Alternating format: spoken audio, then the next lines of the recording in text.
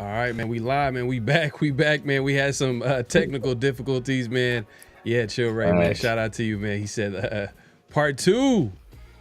Let's go, man. So the last time we were talking about, the last conversation we're having was about Christian Wilkins and that whole situation. Mike Florio obviously came out the other day, pretty much saying that, you know, Adam Schefter was doing Christian Wilkins' agent a favor by running with the story that, you know, and maybe he just took it and ran with it, but Adam Schefter probably knew that if he did it, he probably can get a better story down the road. You know, it's chess, not checkers.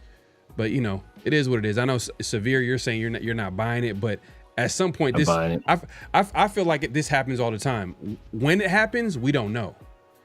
You know what I mean? Yeah. You're saying that, oh, why would he risk it for this story? This seems like an even bigger story. But like you even admitted, you said, oh, you believe that he gets a teammate's forehead. You believe that. You believe that part. But it's not it's only a piece of the story, not the entirety of the story. So that's why I think Adam Schefter could be like, oh, okay. So I was right. Technically, you know, it's the truth. I believe that was the most recent incident. I believe that's when things came to a head. Like, unfortunate. That's an unfortunate choice of words. Pause on that one. First of all, pause. Unfortunate, very unfortunate choice of words. But yeah, I think that was you know that was like the straw that broke the camel's back. That was, hey, you know what? This is the final incident. You know, it's been a pattern of behavior. So now we got to go. I think the insinuation that people have been making is that it is something that's much more, like, much worse than a kiss in the forehead, and like there's some other crazy thing that he did, and that's kind of been what people have been rolling with. And I don't feel that's the case. Like I said, I don't think a guy like Adam, could it be a possibility that Adam Schefter just has it wrong, and that is his source like sold him a story? That's a possibility, but I don't think there's like horse trading goes on in all the time in all industries. Like, people do that. Hey, you know what? Do me this favor. You put the story out there, and I got your back. You know, hey, when something big happens, I got you. Like, this is the big thing. So this is what you would use the other stuff to get the juice on this. Like, this is the story you want. This you don't like that. If he did that, that's hustling backwards. And one thing we know about Adam Schefter is he's one of the guys that's the most dialed in. He's one of the first people that said, yo, this Ben Johnson to the Raiders stuff, nonsense. Don't believe it, you know. And while everybody else was, oh man, Ben Johnson to the Raiders is really heating up. Like, you know, he was one of the first people to be like, nah, man, it's BS. So and that kind of stuff sticks in your mind. Like, you know, those national stories, that's the kind of stuff when you're going against what everybody else is saying. Now you got all these other rumors of people making all these other insinuations, and you're the guy going against the grain. So people are going to remember what you said in this situation. So that's going to go to your credibility directly. And when you're a reporter, credibility is that's your lifeblood. That's your everything. When people can't trust you, if people can't trust what you say, that could be potentially career ending. Like, are you going to risk, you know, your reputation in league circles and with players and with sources to on this? I don't think this is what you're going to do it on. But I don't think he's risking anything if he told the truth. If he basically said a piece of that story, he just didn't tell the whole story. And he also doesn't have the whole story. He just got what the agent was able to provide to him, and he basically was able to provide that. He gave what most people couldn't. No one else has anything. I don't think before Adam Schefter said that, no one really had anything to say. But what Florio's basically saying is that, like, that's not the whole story. And I think he's helping out this agent, because this is part of what agents do. This is what insiders do, is that they it's a give and take type of game. They go, okay, well, I'll go ahead and push this story, even though it might not be the full story. It might not be, you know, a lot of substance. You know what I mean? There could obviously be like, oh, he kissed him in the head and he did something crazy, and, you know, I don't even want to go into the details or whatever, but, you know, but, you know, I'm with Mike Florio on this. Like, I think there's more to it than that. I think Schefter, even when if you were watching the clip with Pat McAfee and they were like all having the conversation about what Adam Schefter was saying, Adam Schefter was pretty quiet. He was just like, you know, like he wasn't really chiming in on what they were saying. And like, you know, Pat McAfee was like basically like, wow, damn, if someone went to human, if a player, like, man, a player went to human HR, like went to HR, like that means no one in the locker room liked him. You know what I mean? This is what players who were in an NFL locker room are saying, which kind of makes sense because we don't hear this too often. We don't hear that a player will go to HR and report something that happened in the locker room. So it is what it is. But look, but peep this though, because if I was listening to Q Myers actually works for the Raiders. So if anything, he's going to paint a story that paints the Raiders in a favorable light. He said his own words were Christian Wilkins was well liked and well respected in the building amongst players and coaches. This was like 2 or 3 days ago.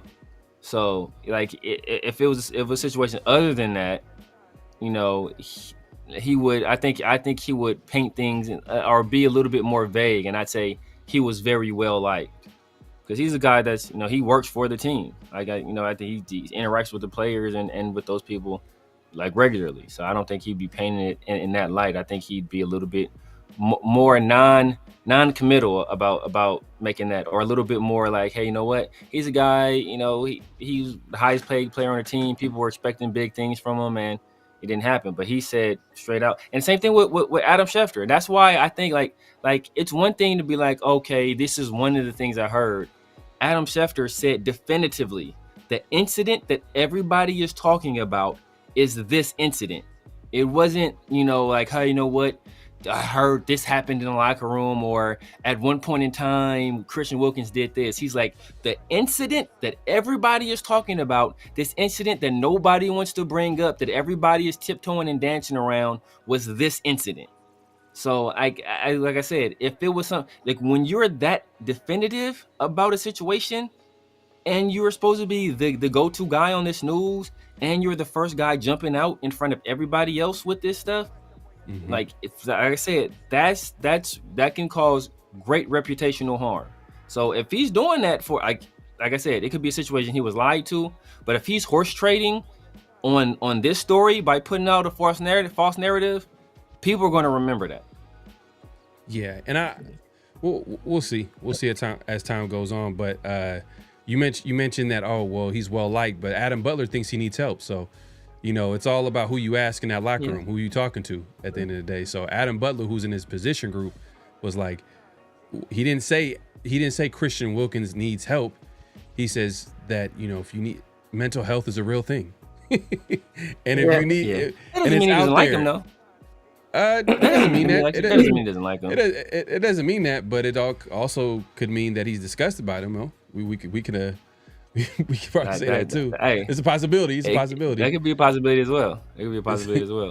But anyways, man, yeah, we just wanted to talk about that. I thought it was interesting. Mike Florio kind of chiming in, talking about that, and obviously Adam Butler's name thrown in the mix, saying that he was the player in question that Christian Wilkins was messing with in the locker room.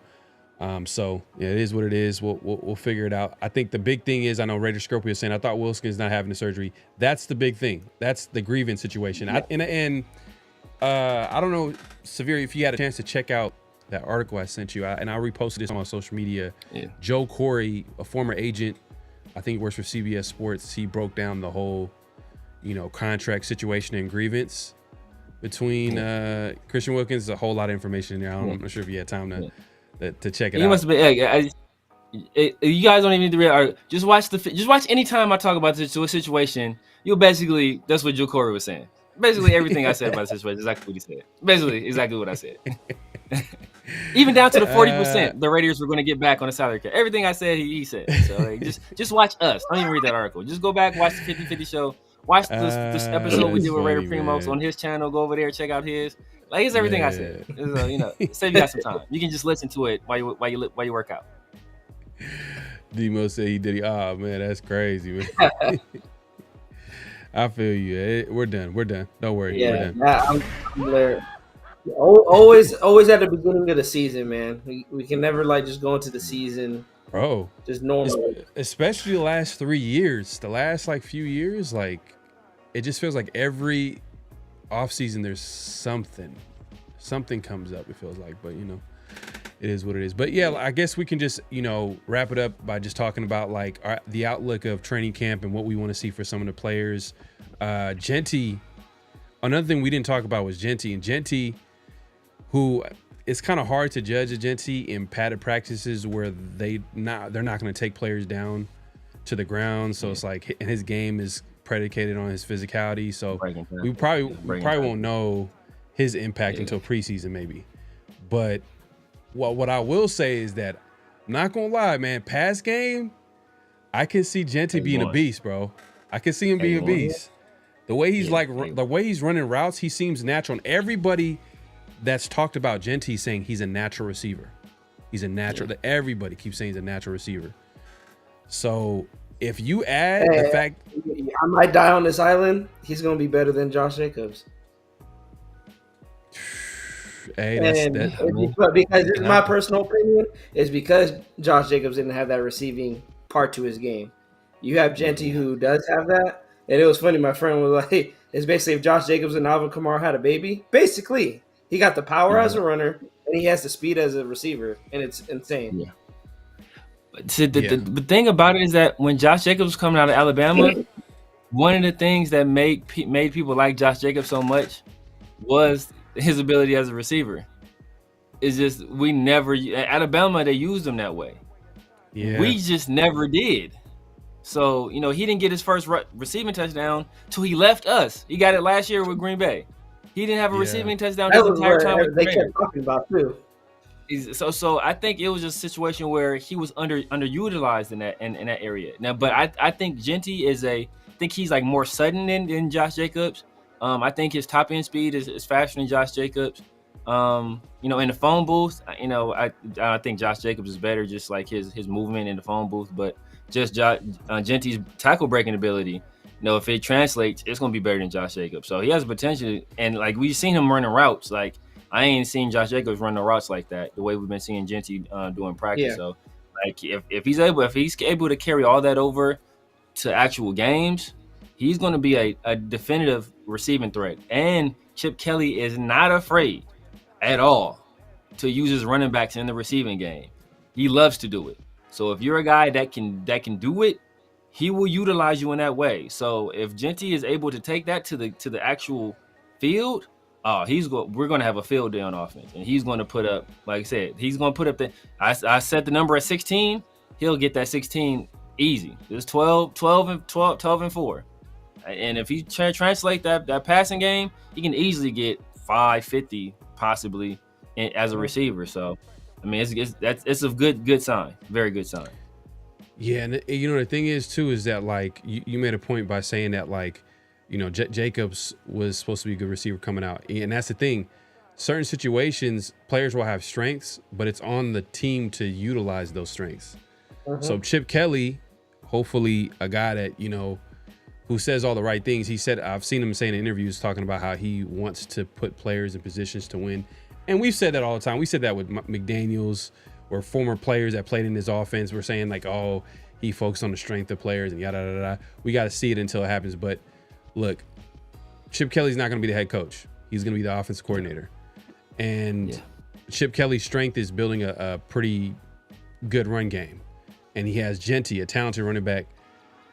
I can't wait to see it. I want to see what he does in the pass game because I think, bro, when I seen him, like literally, it was crazy. That same day where we seen that highlight, I don't know, shout out to Rundown, it was earlier in the week where he does a nice little move, where a skip move, and then goes up. It was on Bernie. He looked like he didn't do anything though. That's what's crazy.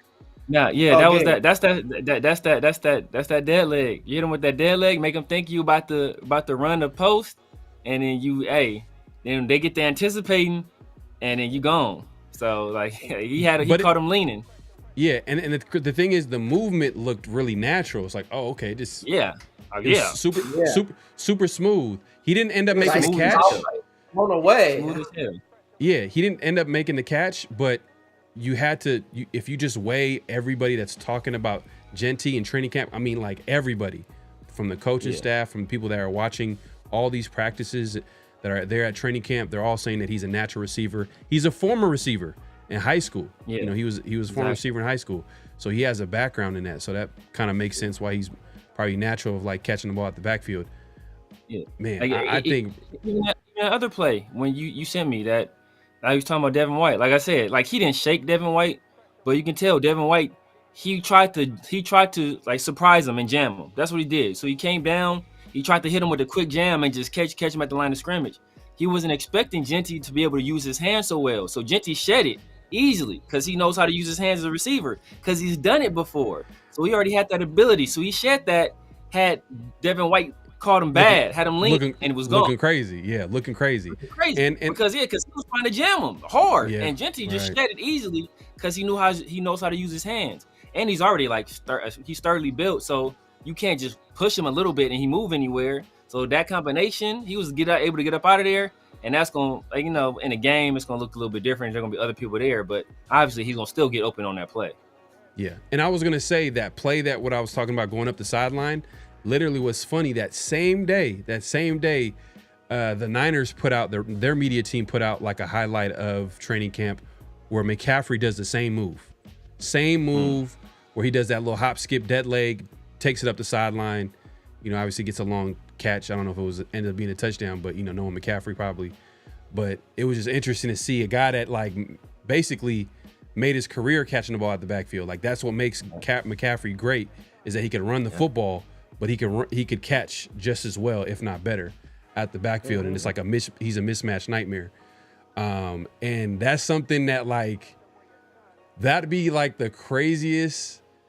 Like, who would have thought that'd be crazy if like Genty becomes that? Like, you get what I'm trying to say? Like his last year in college, he was running the hell out that ball. Like he was dominating, having 200-yard games, 300-yard games, whatever. Had a historic season running the football. But his NFL career, he becomes a like just a mismatch nightmare. Like, you know, whether in the pass game. And then running the football, with Chip Kelly running the show, obviously, that'd be crazy, bro.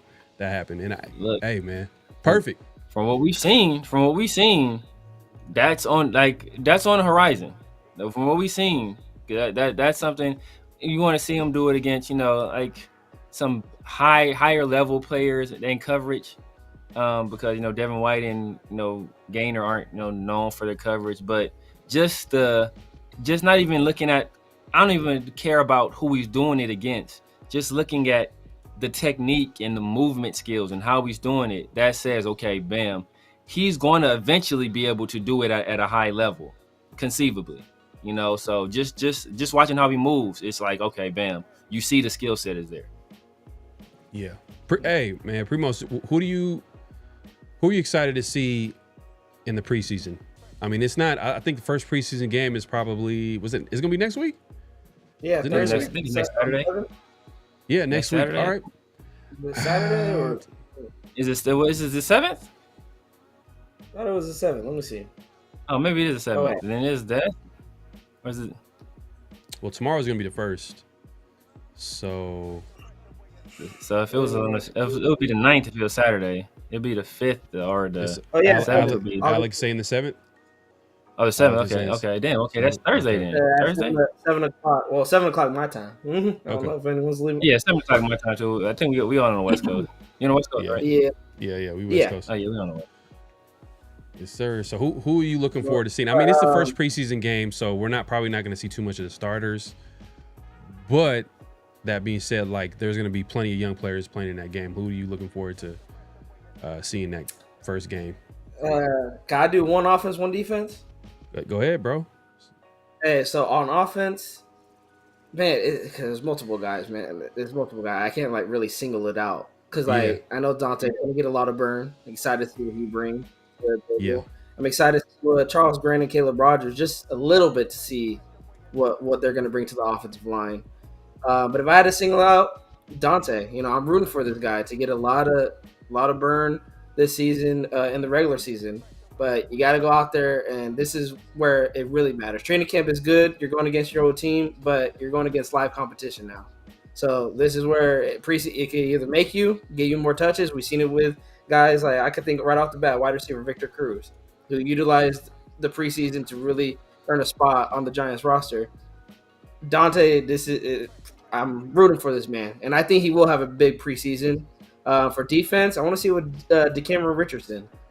We're hearing a lot of good things out of camp coming from DeCameron Richardson going against our wide receivers. I want to see again live game reps. That's where it's going to matter. If you're losing your ones out there, bro, then you're just inconsistent to me. Because and what does that really tell me? Because you're winning against your own teammates, but you're losing against live competition. That's not really a good look. So hopefully they both have a really, really good preseason, and I'm hoping for the best for them. Hopefully week 1 we see them on the starting lineup. Okay. Hey, yeah, man, I'm with you, man. I that cornerback battle is a real thing. I think what we've been hearing is Stokes is kind of like he's held down that outside spot, the other outside corner spot, and right now it's between Darian Porter and Richardson, and maybe possibly Jacorian Bennett. It's not over until it's over, but from what I'm hearing, it's not like he's playing bad. It's just I'm not sure if they feel like he's a fit. I mean, Severe. Yeah. What are you looking forward to in this that first preseason game next week? Man, I got a few. I doubt if the starters play. So if the starters play, obviously it'd be Geno. But I doubt if the starters play. I think you're going to see a healthy helping of Aiden O'Connell. But I do want to see. I don't want to see Jack Besh. I know you already said Dante Thornton, so I'll roll with Jack Besh. I just want to see how he looks in live game situations. When he's able to actually fully use his physicality.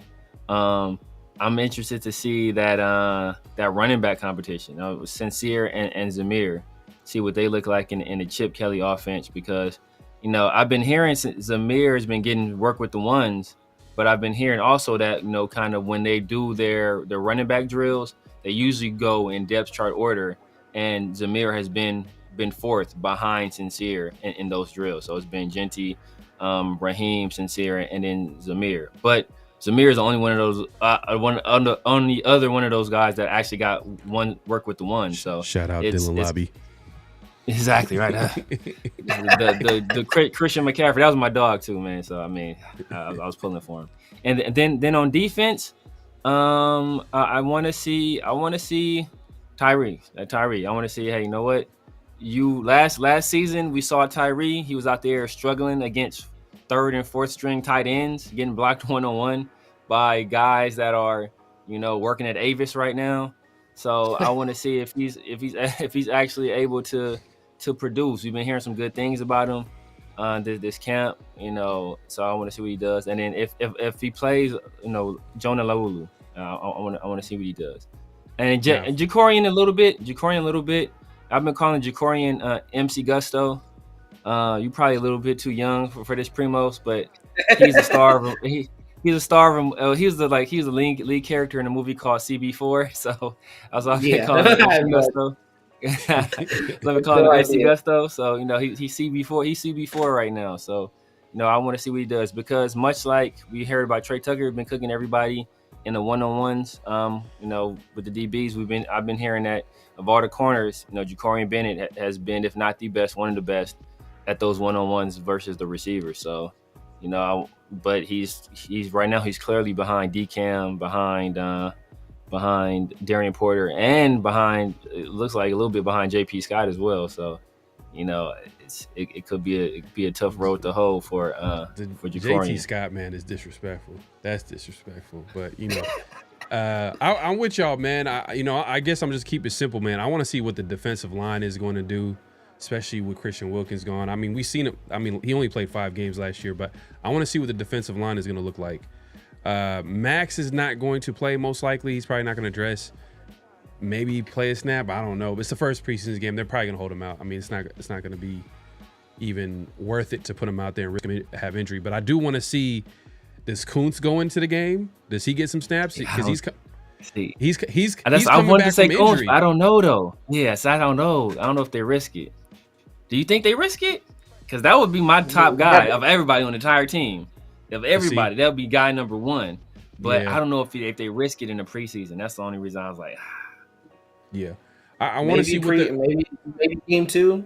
Maybe they, sit him out this game and then game 2, give him a little bit of burn. I don't know.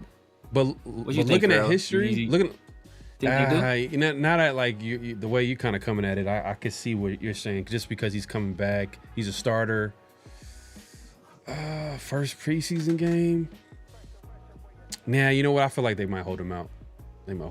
First preseason game, but I don't know the way, because Carroll's kind of hard to figure out because he's different. Yeah, he's different. Because he's all about competition. We gotta compete. Yeah. Competition. Yeah.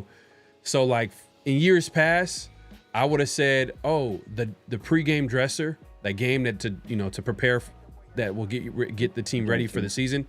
No, is actually recent history has been the joint practices. Oh, true. Yeah, true. Yeah. Because we've in recent years, the joint practice, whoever team that they play that year, that third preseason game or that second preseason game, none of the stars are playing. Because they're like, oh, well, the joint practice was our way to gauge how players looked against, another team and another, whatever. And then we agreed with the other coaches on certain, situations, red zone, and what we want to see, stuff like that. So we'll see. Maybe Pete Carroll goes that route, or maybe Pete Carroll's like, hey, that third, because there's only going to be 3 preseason games. There's not going to be more than that. Yeah. So is it the second one or the third one? I would think it would be the second. I think it would be second one.